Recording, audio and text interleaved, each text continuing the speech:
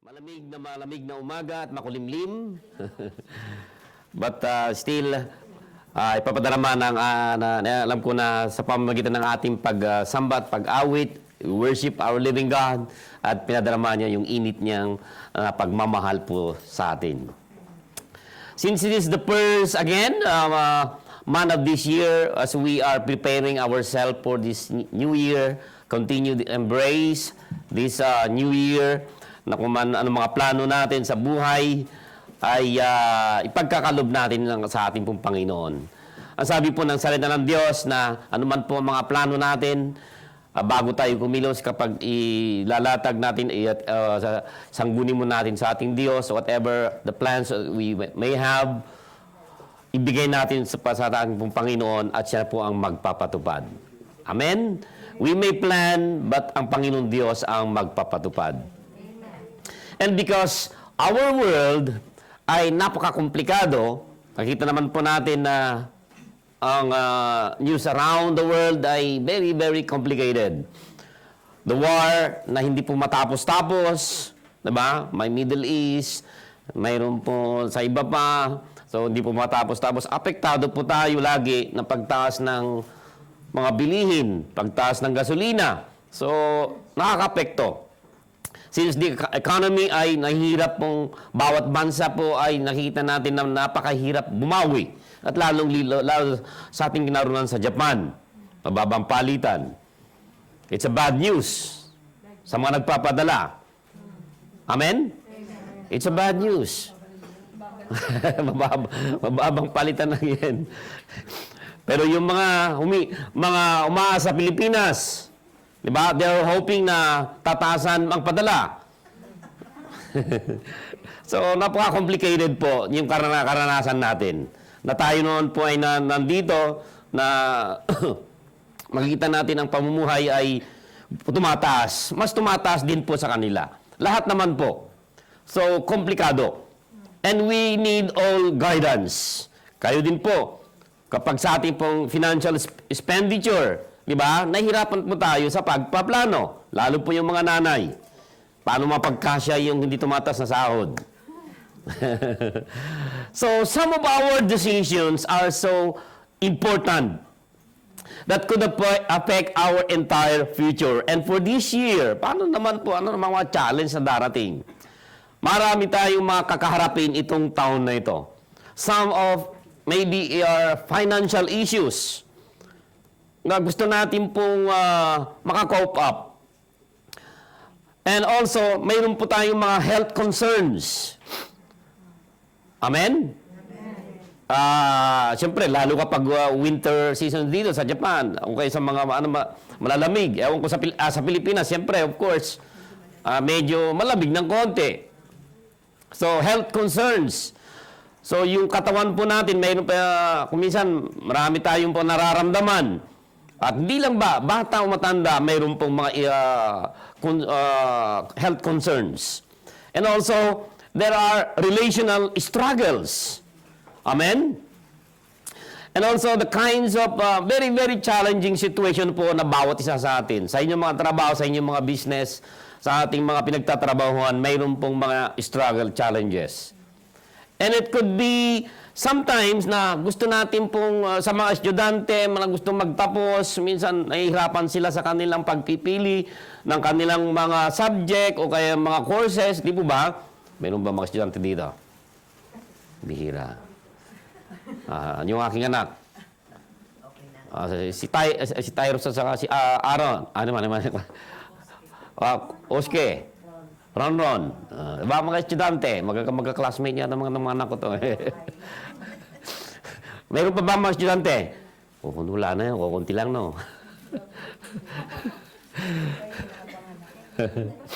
So, ito po mga subject kung minsan na nahihirapan po sa challenges. And sometimes we are confused kung ano po yung magandang pong gagawin. Mayroon po tayong mga problema na parang nakita natin na mahirap bigyan ng solusyon.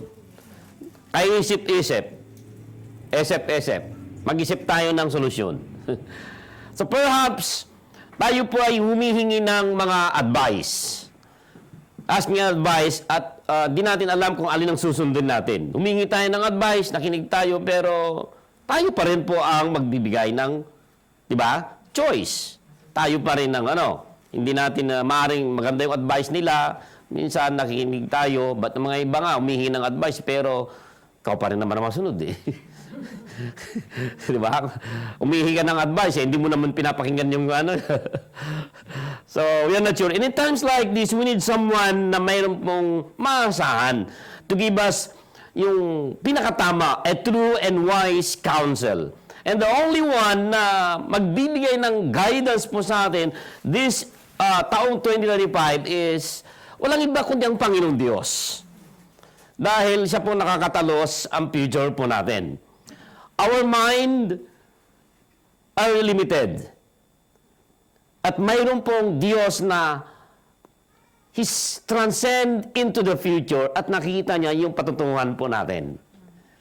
Siya po yung nagbibigay ng guides that hindi kailanman magkakamali. Always perfect. Kaya may plano po tayo. Yung action natin gagawin, we may fail, magkakamali po tayo. Pero ang Panginoong Diyos, ang guidance niya, perfect lagi. Perfect timing at di talaga kailangan natin, nandun po siya. Sa palagay natin na parang hindi tayo sinasagot sa ating mga panalangin, pero perfect pa rin ang Panginoon kapag siya'y sumagot. At ang Panginoon Diyos is a lovingly Heavenly Father na napaka-busy na kuminsan ay hindi tayo naririnig.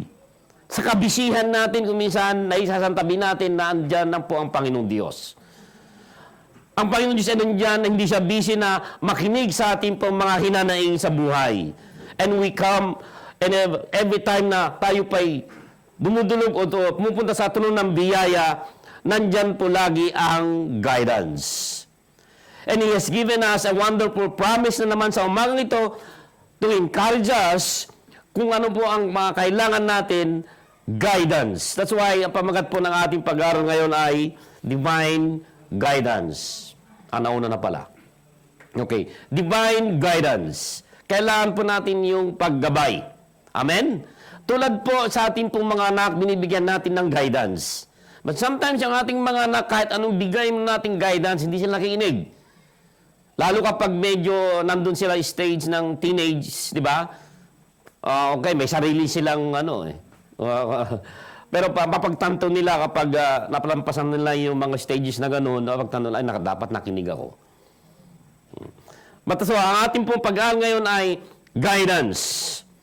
Tingnan natin po yung paggabay na binigyan naman ng promise ng Panginoon Diyos sa buhay po natin. Kaya that's why pinamalagan kong divine guidance. Pampamagat. 32 verse 8 to 11. Sabi po diyan sa verse 8, I will instruct you and teach you in the way you should go. So, instruction, pagtuturo, at saka yung daan na saan man tayo papuntahin. And I will counsel you, diba? Mayroon naman counsel na naman yan. And watch over you. Babantayan kita. Iingatan kita. Okay? Do not be like the horse or the mule. Horse, ano ba ang kabayo? Ang kabayo, hayop. Or mule, ano ba yung mule? Batang ano yata yun eh. Mule. Or the mule, horse. O hindi na. Batang ano yung kapapalang. Which have no understanding. Na walang pangunawa. But must be controlled by bit. Diba? By bit and bridle or they will not come to you. Kaya kung minsan, di ba, kapag nakasakay sa kabayo, di ba, mayroon pong bridle, di ba? Kung sa kanan, kaliwa, tapete yata yun. Parang gano'n, tapete. And bridle did not come to you. So, hindi parang gano'n na, siya sabi dito na, kapag ay kailangan pang bigyan ng, lagyan ng bridle. So, verse 10. Many are the woes of the wicked. Nagbago naman. Many are the woes of the wicked. But the Lord's unfailing love surrounds the man who trusts in Him. That's why, sa verse 11, rejoice in the Lord and be glad, you righteous. Sing all you who are upright in heart. Tayo po ay umawit. So sabi niya, sing all doon, sabi niya, you upright. Tayo po ay manalangin. Maraming Diyos, salamat po sa umagang ito. Lord God, we will rejoice in you, Lord, that you will give us strength and be glad. You made us righteous, and through your Son, Jesus. Kami po, Panginoon, ay mag-aral ng iyong salita. We need guidance for this whole year. Guide us with your word. And we commit our every plans in our life unto your hands. At kayo po ang magpapatupad. Bless mo, Panginoon, ang bawat isa. In the name of Jesus. Amen, amen, amen. Amen. Okay. So, napaganda po itong promise na naman sa atin itong taon na ito that He will instruct us. And this is the promise of the Almighty God. Ito po ang source nito. The Creator of the earth. The Creator of the ends of the earth. Who has the vast knowledge of all. Amen? And the powerful God who creates of this earth that pinarunan natin. Ito ang promise niya. Verse 8, ano sabi niya? Ulitin natin. I will instruct you and teach you in the way you should go. Kapag ikay anak ng Diyos, kapag ikay mananampalataya, ito po ang promise ng Panginoon sa bawat mananampalataya sa atin. And this is a very, very personal commitment ng Panginoon Diyos sa bawat isa sa atin. That we will continue, we will come to Him, seeking Him and believing Him and trusting Him. He will give us instruction, teaching, and whatever situation that we are going to face again this year, He will never mistake. Walang pagkakamali. We may make mistake. Why? Because we still a human being.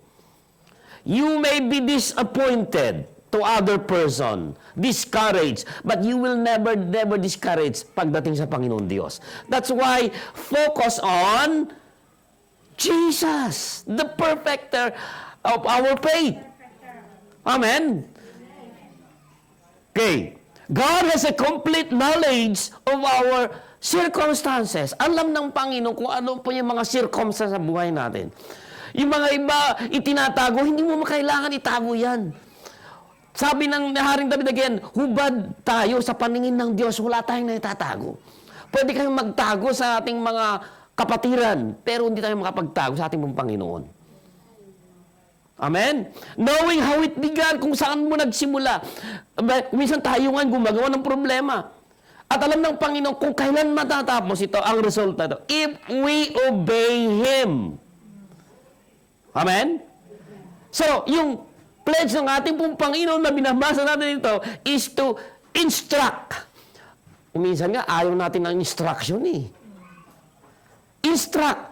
Kaya guide and guidance is a very, very personal message sa umagang ito to every follower of Jesus. Kaya nga pumupunta tayo, nag-aaral tayo ng salita ng Diyos para malaman natin yung kalooban ng Panginoon. The value, yung value ng promise na ito, it depends upon the character of someone who will going to act on it. That's why nasa bawat isa sa atin, nasa sa atin naman decision na pwede tayong kahit tumanggi o we rebel, minsan nandan ang promise eh. Andiyan ang promise, but sometimes, hindi natin tinutupad. Kaya nga po tayo, nagkakamali. So, this is a divine commitment ng ating pong Panginoon. Ginawa niya na ito, na binabasa natin ngayon, that He will never fail us. He will never fail you and keeps you always. At yung kanyang salita ay matutupad at matutupad.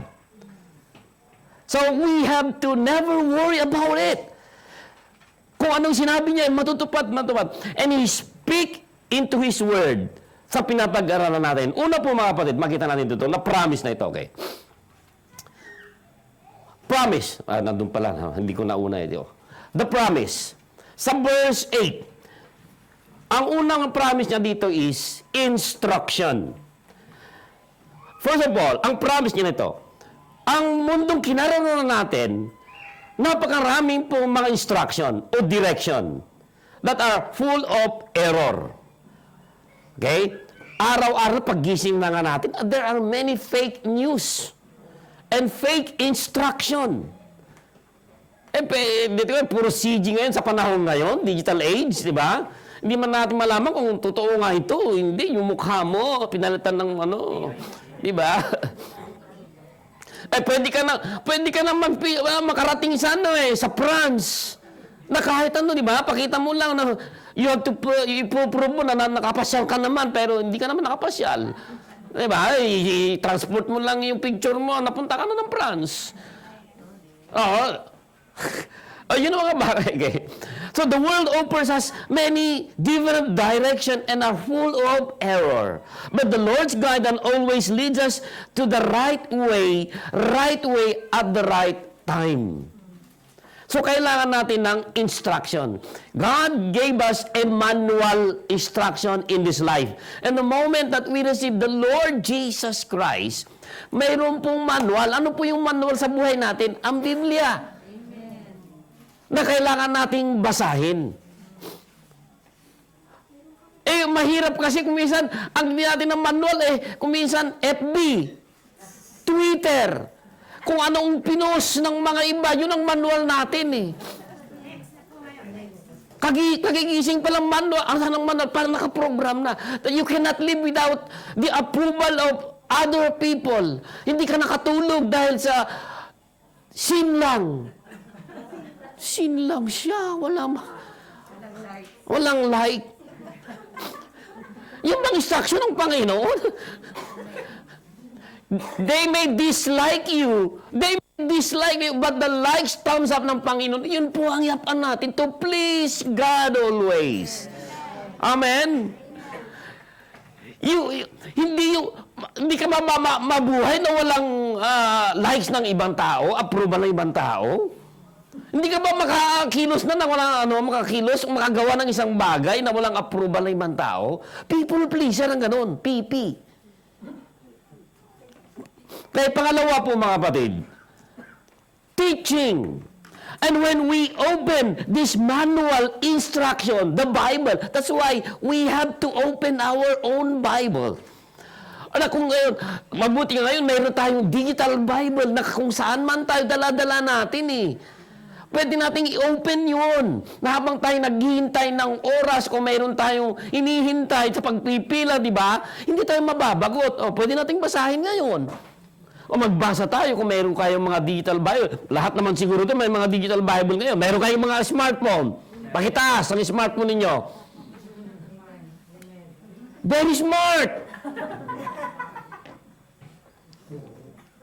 Nandiyan na. Inclusive na nga. Kasi itong, the promise is inclusive. Nandiyan na lahat, mga kapatid, ang promise na ito. I may promise you with a certain time but sometimes I will fail you. You may be discouraged about my lifestyle. Pero yung teaching ng Panginoon, you will never discourage. Just read the manual of this life. Ako magpaplano pa ako ng manual, ibibigay ko sa inyo. Yan, di ba, pag sakay nyo sa aeroplano, di ba yung mga manual? Pag hindi nyo sundin yung manual ng this is a life vest. Ako pakisabi nga yung mga life vest, sa aeroplano, yung di ba? So when we open His Word, this is our manual. The Lord teaches us and helps us understand what it means. Napakasimple kung minsan ay pinapahirapan pa natin ang ating mga sarili. Just read the promise. Yung promise niya, I will instruct you. I will teach you. Yun lang hapang pagbabasa. Sino po magbe-benefit po? Tayo. And however, sa verse 8, having information is just the beginning. To benefit from it, we must apply what we learn in that situation na kung kailan tayong kinakaharap. Since some of our decisions are not a matter of right always, kung ikaw si Mr. Right o si Mrs. Right o si Miss Right, there is always Miss Left. Baka ikaw yung left. Ano ba left? Ikaw yung naiwanan. Hindi left, hindi right. No? So, what's wrong? What's best? We need all wisdom, discernment, and to make the right choice. Right choice. And the Holy Spirit is within us. The moment na tinanggap natin ang Panginoong Jesucristo, nandyan pa yung banal na Espiritu eh. Pero ang dami lang, kumpleto tayo eh. May Biblia, may banal na Espiritu. Nandiyan pa, kumpleto na nga eh. The Holy Spirit within us has promised to guide us sa lahat ng katotohanan, di ba? And the truth will set us free. Eh, ang diablo, ang ginagawa, ayaw tayong mamulat sa katotohanan. Gusto niya, mabibilanggo tayo sa katotohanan. Mabibilanggo tayo sa mga hurt, pain from the past. And His goal is to direct us in the will ng Panginoon Diyos by showing us the difference between the truth and error. Kaya nga nandyan ang salita ng Diyos na hindi man walang error na ito. Because He knows your future. Eh kung minsan tumitingin tayo sa ibang tao ay walang future ito. Diba? Kung minsan tumitingin tayo sa anak, anong future mo anak? Mag-aaral ng mabuti ha. Kala natin yung pag-aaral nila na pag-aaral ng mabuti, yun magandang future. Maaaring di natin alam, minsan kala ka pumasok pero nagbubulakbol. Di ba yung mga iba minsan, nakakala natin, dahil pinabayaan, nagtiwala sa mga anak, di ba? Pumasok. Eh, hindi naman lahat ng mga anak ay pumapasok. Minsan, di ba? Akala niya, graduation na. Saan yung anak mag-graduation? Wala. Bulakbol pala eh. Oo. Naalala ko tuloy yung mga, di ba, yung mga taga-probinsya, di ba? Pinadala sa Manila, di ba, ang haba ng biyahe, 8 oras ang bulo sa amin, di ba, 8 oras. Paano yung mga Bisaya, di ba? Magbabarko, padala sa Pilipinas, padala sa Manila, di ba? Magtitiwala sila sa kanilang mga anak. Pero yung mga magulang, tiwala sila sa atin para tayo mag-aaral. May mga sitwasyon din sa di ba? Na college life. Minsan, nahihirapan din tayo. Minsan, yung mga iba, dahil natukso, hindi nakapag-aral. So, there are situations like that. He guides us into the path that will lead us to the blessing that comes from the obedience of God. See? Teaching. Mahalaga po. Magpaturo po tayo. Pangatlo is, na-promise ng Panginoon is, okay, counsel. Counsel. I will counsel, verse 8, I will counsel you and watch over you. And this promise shows us the closeness ng ating Panginoon because counseling involves a relationship. As a loving Father, He watches us, He watches over you and give you wise counsel sa buhay na ito. Hindi yung wais na lumamang. Okay? Since mahal na mahal tayo ng ating pong Panginoon Diyos, mayroong kumpleto na knowledge ibibigay sa atin of our future. And always, ang gusto ng Panginoon ay best para sa atin. Yung pinaka-the best. Hindi po kamamangan ito, kundi the best ang gusto niyang ibibigay sa atin.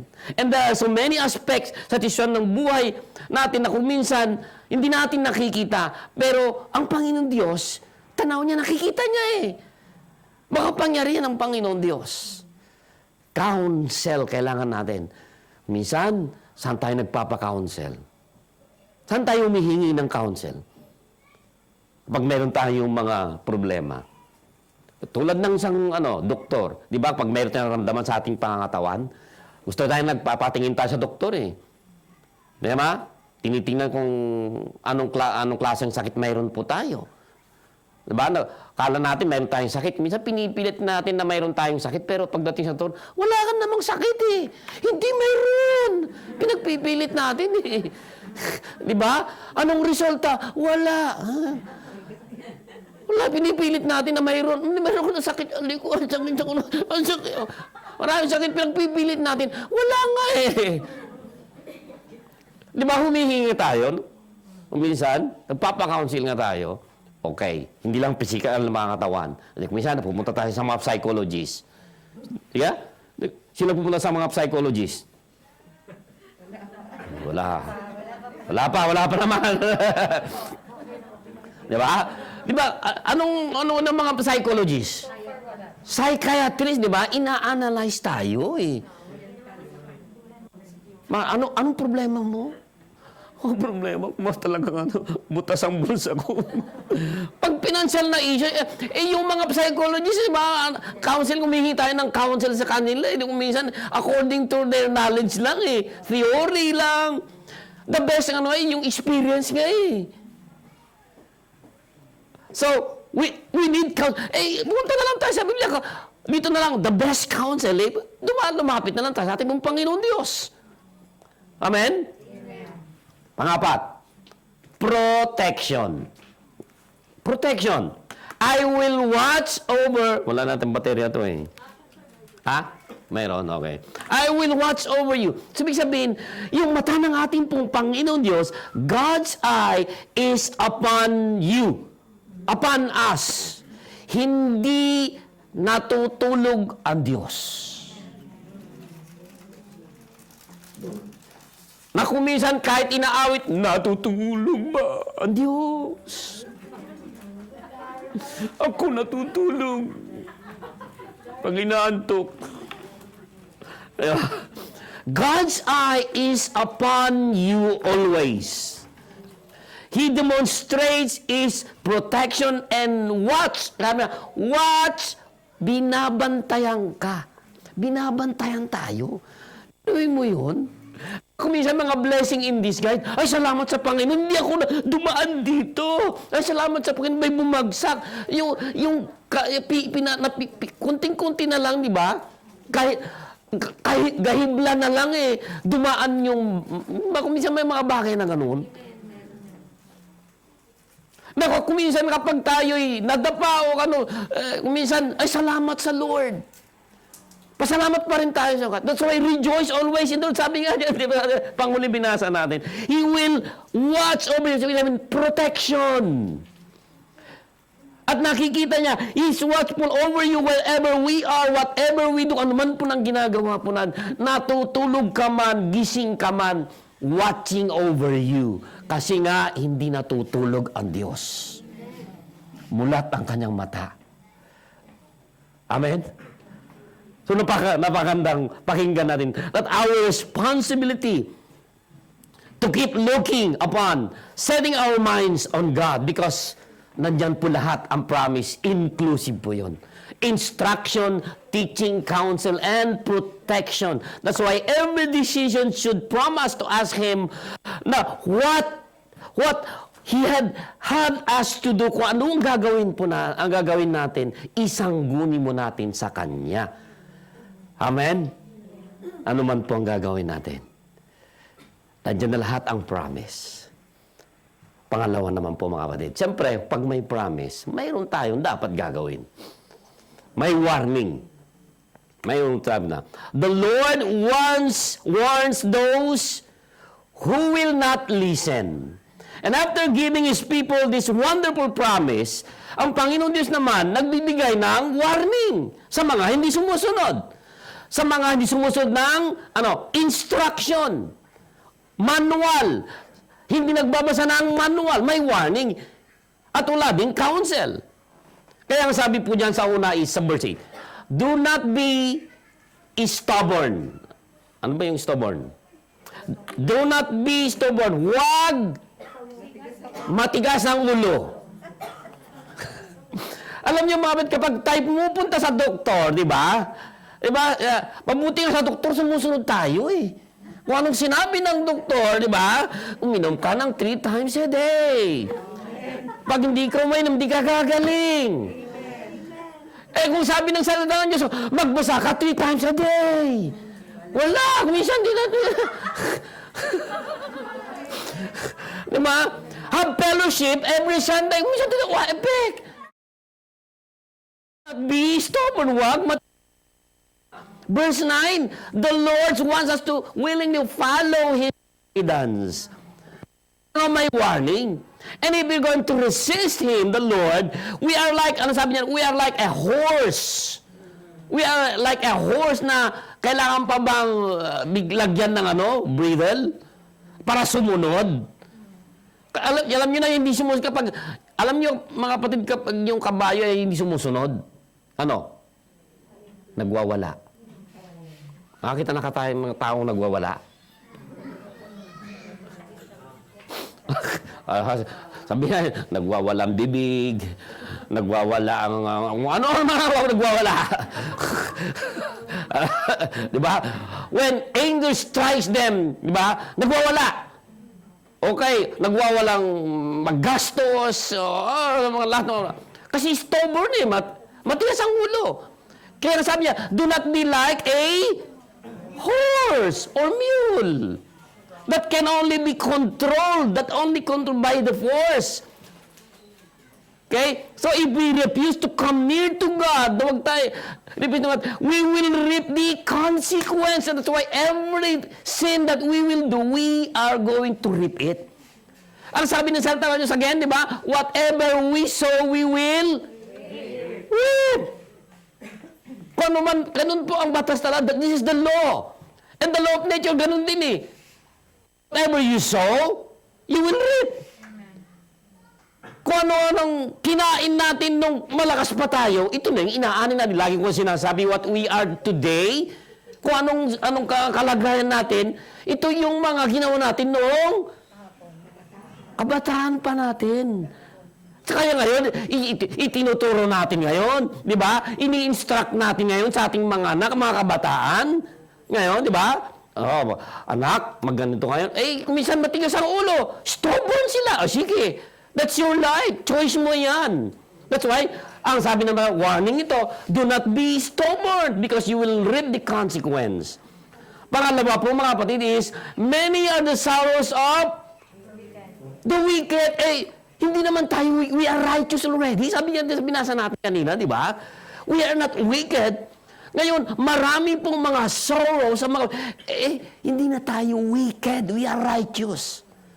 Whenever we ignore the counsel, whenever we ignore the instruction or the teaching, walang protection. So, if we, sometimes we live in a rebellion by simply relying on ourselves. Kaya ko ito. Di ba? Sibukan niyong hindi sumunod sa sinasabi ng doktor. Nagpunta pa kayo. Nagbayad pa kayo. Nagpa-x-ray pa kayo. Di ba? Sayang. Sayang yung binayad po natin tapos hindi naman pala kayo susunod. On your own. Ano mangyayari? So, but since God has no place in our thing, we are walking in our disobedience. Kaya warning po mga kapatid. Sometimes, dahil kuminsan, nandun yung pride na, malakas pa ako, bata ka pa kasi. Nandun pa yung pride mo. Kaya kuminsan, do not, sabi yung mga kanta kuminsan, huwag tayong magyabang na kapag, like the youth, kasi lahat ay tatanda at lilipas ka rin. Di ba lahat naman po tayo itatanda? Una-unahan lang. Nauna lang siyang ipinanganak, nauna siya. Nauna ako sa inyo. Di ba? Kaya kung minsan ba, matanda, nauna lang ako. Kaya una-unahan lang eh. So, this is a foolish lifestyle and its fruit will eventually prove to be bitter kapag hindi tayo sumunod sa kanya, stubborn, pag matigas ang ulo.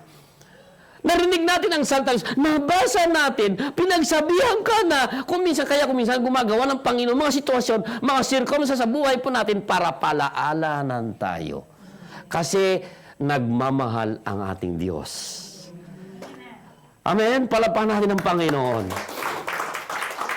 Do not be stubborn. Huwag matigas ng ulo. Kapag tayo pinapaalalanan. Minsan may mga nagpapaalala ang salita. Minsan nagpapaalala ang salita ng Diyos. Napapakinggan natin. Pangalawa, kapag di pa tayo nakikinig, circumstansya, pinapaalala na tayo. Di pa rin lumaki ang ulo, hindi, lumaki mata, pero lumalaki ang ulo. Kaya kung minsan, ano ang ginagamit ng Panginoon? Kailangan pa bang yung masaktan tayo? Kaya kung minsan, kaya pag humawak ang Panginoon, di ba? Minsan, di ba, holding hands, loving. Kaya kung minsan may higpit ang panghawak niya sa atin. Kaya kung minsan medyo masakit. Huwag nating hintayin na paluin tayo. May palo din ng Panginoon eh. Kasi, ang nagmamahal, sabi nga yung naman salita ng Diyos, di ba? Kapag mahal niya yung kanyang mga, pinapalo. Kaya kung minsan, ituring natin yung mga circumstances, yung masasakit, na kung minsan nangyari sa buhay natin, palo sa atin. Ano naman ito ang palo ng Panginoon? So, warning, mga kapatid. Huwag na tayong magiging sorrow pa. Anong sorrow? Hindi sorrow. Baka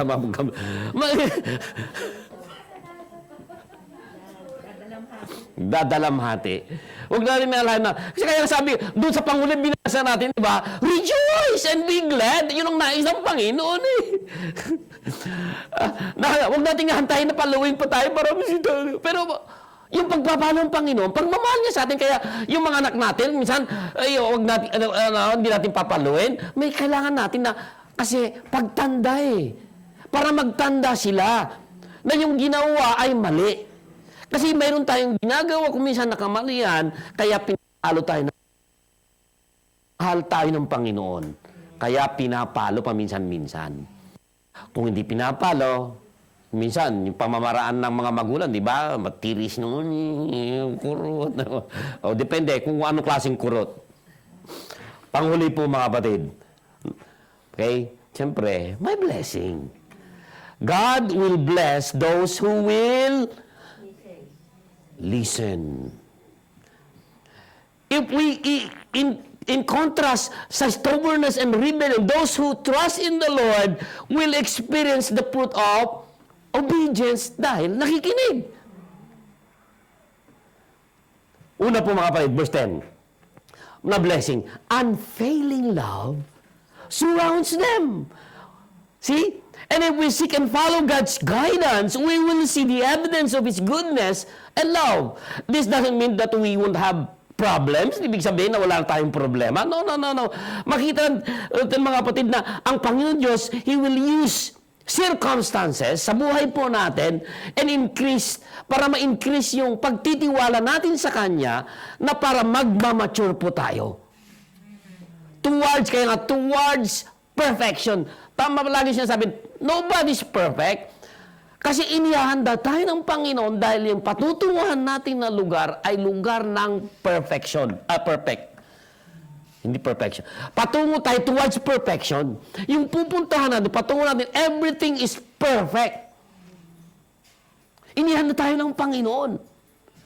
So, dahil no more problem, no more heartaches, no more pains, wala nang sakit. Everything is perfect. No aging. Diba? Sarap na pakinggan. Kaya dito, mayroon tayong mga maintenance. Amen? Diba? We are preparing ourselves na rejuvenate ourselves. Kailangan natin ng anti-aging. Wow. Collagen. Of course, kailangan mo na din. Kailangan natin ng health kapag health conscious ka, di ba? So it doesn't mean we will have problems and heartaches, but His loving kindness is always there. We will be surrounded by the love of God. Sabi po dyan, protect us on every side. And this, again, New Year po mga kapatid, His unfailing love will surround you. Your loved ones will fail you. You will get disappointed, discouraged. So, patuloy ka bang mali-discouraged? Kung iyon ang pinili mo, kapatid, you will have problem and you have no blessing. We may falter or fail at times, but if we will quickly confess and ask Him to forgive us. Kaya 1 John chapter 1 verse 9, there is always repent, mayroong forgive. Kapag napagtanto natin na mayroon tayong kasalanan, pumunta na tayo sa ating Panginoon Diyos. Kaya nga yung mga anak natin, tinuturuan natin, anak, di ba? Kapag sila nagkamali, di ba? Pag lumalapit sila, tayong mga magulang, kuminsan di ba na yung natin, iba? Nandyan siya lagi na ready, sabi ng salita ng Diyos. He is always there, na handa, welcome sa pagbabalik. Kaya kuminsan yung mga nawawala, hindi yung nakikita sa mga na parang minsan bumabalik kasi ibinabalik sila ng Panginoong Diyos. Gumagamit ng paraan. He lead us back to the right path, sa tamang landas na naman. His unfailingness will surround us. Pangalawa, they will be glad and rejoice, sa verse 11. And when we follow the Lord's instruction, teaching, counsel, alam po yan mga, we will have a sense of peace in our mind. That if you are problematic in your financial issues, just trust in the Lord. Na kung minsan napakahirap sumunod kasi when it comes to financial issues, dito masusubukan yung heart natin sa Panginoon eh. Pagdating sa financial issues, nagkakaproblema tayo. O sabihin mo, sa panahon ngayon, hindi ka problema daw financial issues. Pero pagdating sa Panginoon, ang daming mga rason. Sabi niya, when we follow the Lord's instruction, we will have a sense of peace, contentment, and joy. And even while we're walking in this life, mayroong mga pagsubok, may mga suffering, but may blessing. We will be glad and rejoice in the Lord always. Amen? So napakasarap na mabubuhay tayo with the guidance of our heavenly, lovingly Father in heaven. Amen? Palapakan natin ang Panginoon.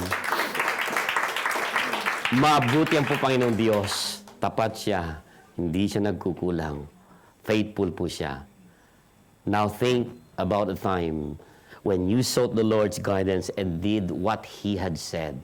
What did you learn from the past 2024? Ano po yung natutunan po natin? Humingi tayo ng advice pero hindi natin sinunod. Ano po ang nangyari sa ating buhay? What did you learn? What blessing did you experience? So this year again, I hope po mga kapatid, always commit ourselves unto God, obey what we have learned and what we have here. We need guidance always. Pagpalangin ng Panginoon, tayo tumayo lahat. Tayo tumayo lahat. Glory to God. Hallelujah. Salamat po, Panginoon Diyos. Tayo po ay tumayo lahat. Hallelujah sa pagwakas ng ating pong gawain.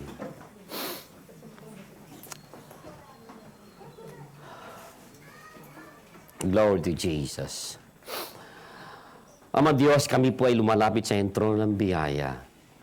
Usually po, Panginoon, sometimes dahil sa katigasan or stubbornness of our heart, kaya kami ay napapariwara. We never experience the joy and peace and contentment in our life. That when we encounter problems in our life, hindi mo nakikita ang kalooban mo. Pero salamat po, Panginoong Diyos, dahil mapagmahal ka. Sinabi niyo, Panginoon, that you will watch over us. Yung paningin mo ay nasa amin. Ano man ang gagawin namin po, Panginoon, sa taong 2025, nakabantay ka. Nag-iingat ka, O Panginoon. Kaya, Lord God, sa salita mo na aming panghawakan, pangako mo, Panginoon Diyos, that you will instruct us, teach us, and give us counsel. Your words are perfect na aming pong susundin. Bigyan niyo kami, Panginoon, ng pusong Panginoon, Lord God, na sumunod sa inyong mga salita. Though may mga pagsubok, O Panginoon, o mga tukso, Lord God, na kami ay umiwas para hanapin ang kaharian mo muna. O Diyos, bigyan mo, Panginoon, ng bawat isa na may encouragement o tapang, Panginoon, na para masundan po ang kalooban mo sa taong 2025. We will commit ourselves unto you always at nagpapasakop sa kapangyarihan ng iyong salita in the name of Jesus. Amen, amen, amen. God bless po mga kapatid.